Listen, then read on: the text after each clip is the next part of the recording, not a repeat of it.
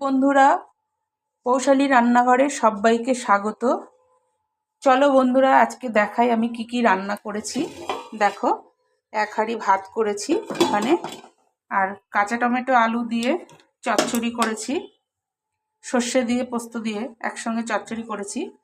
আর এদিকে ফুলকপি আলু দিয়ে তোমার তেলাপিয়া মাছের ঝোল করেছি।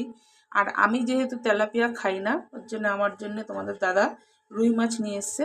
রুই মাছ আর তেলাপিয়া মাছ একসঙ্গে আমি ফুলকপি আলু দিয়ে ঝোল করেছি, পাতলা ঝোল করেছি। তা আমার আজকের যদি রান্নাগুলো তোমাদের ভালো লাগে তাহলে একটা লাইক কমেন্ট শেয়ার করে দিও। আর ফেসবুক পেজ থেকে দেখলে পরে পেজটিকে ফলো করে দিও, আর ইউটিউব থেকে দেখলে পরে চ্যানেলটিকে সাবস্ক্রাইব করে দিও। আমার ভিডিওটা তোমাদের কেমন লাগলো সেটা জানিও কিন্তু অবশ্যই। আর পাশে থেকো, সাথে থেকো। আর কোথা থেকে তোমরা দেখছো আমার ভিডিওটা সেটাও কমেন্টে জানিও। আর তোমাদের কেমন লাগে আমার ভিডিও সেগুলো একটু কমেন্টে জানিও। তাহলে আজ এই পর্যন্ত, কাল আবার নতুন কোনো ভিডিওর সাথে দেখা হবে। টাটা।